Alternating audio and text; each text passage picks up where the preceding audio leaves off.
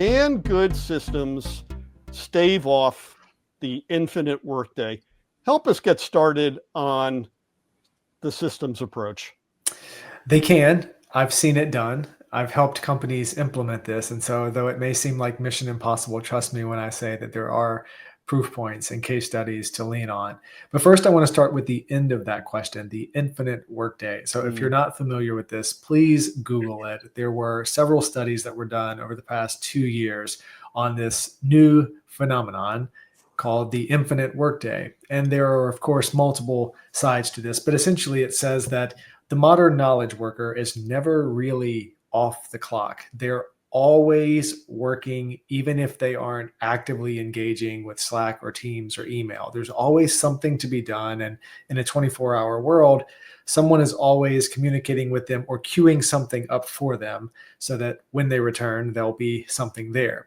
Now, as a remote work advocate, I would argue that this is actually a positive step because it frees people from the rigidity of a 9 to 5. It is more liberating and more autonomous to be able to assemble your workday in the way that it best fits you. You can match when you're working with your energy curve.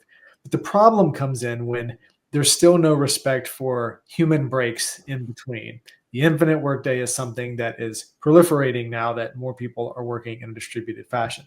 Now, to directly answer the questions, yes, good systems can solve this.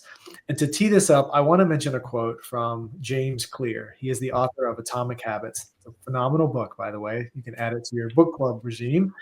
But if you only read one line out of that book, it's this: you do not rise to the level of your goals, you fall to the level of your systems. And this has been really profound for me in operational work because I see so many teams aspiring to these high goals. We want to achieve this. And there are great leaders that can even get people rallied around a goal. But the reality is you will never achieve a goal if your systems do not prepare you to achieve that goal.